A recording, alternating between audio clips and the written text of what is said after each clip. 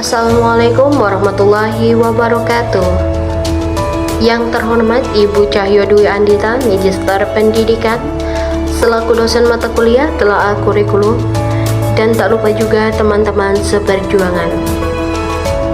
Baiklah, kami dari kelompok 5 akan membahas makalah yang berjudul Elemen Kurikulum 2013, Kurikulum Darurat dan Kurikulum Merdeka yang beranggotakan Wahyu Agnesia dengan NPM 204220110, Rini Tomboy Curia dengan NPM 204220116, Aza Arkan Naupal dengan NPM 204220256. Untuk pemateri pertama yang akan disampaikan oleh Saudari Wahyu Agnesia, untuk pemateri kedua yang akan disampaikan oleh Saudari Rini Tomboy Curia, dan untuk pemateri terakhir akan disampaikan oleh Saudara Aza Arkan Naupal.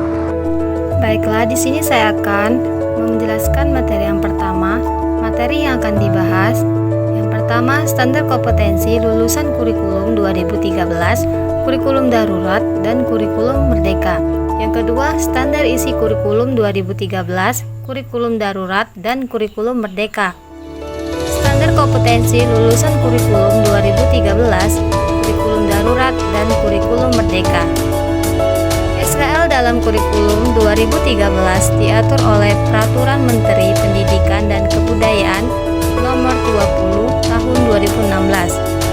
SKL mencakup sikap pengetahuan dan keterampilan yang diharapkan peserta didik capai setelah menyelesaikan masa belajarnya. SKL bertujuan meletakkan dasar kecerdasan, pengetahuan, kepribadian, akhlak mulia, dan keterampilan untuk hidup mandiri dan pendidikan lebih lanjut. Kurikulum darurat. Kurikulum darurat diperkenalkan sebagai respon terhadap pandemi COVID-19 dengan memberikan fleksibilitas kepada sekolah dalam mengadaptasi kurikulum.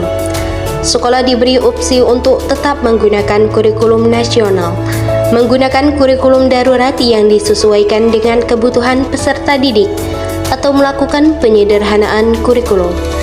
Kurikulum darurat berfokus pada kompetensi esensial dan prasyarat untuk mengurangi beban pembelajaran di tengah pandemi.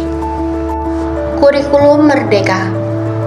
Kurikulum Merdeka mengacu pada Permendikbudristek Nomor 5 Tahun 2022 tentang Standar Kompetensi Lulusan (SKL) atau Standar Kompetensi Lulusan dalam Kurikulum Merdeka, menetapkan kriteria minimal untuk sikap, keterampilan, dan pengetahuan yang mencerminkan capaian kemampuan peserta didik pada akhir jenjang pendidikan.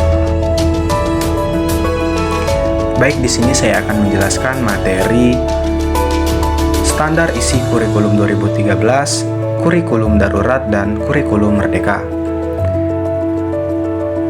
Kurikulum 2013.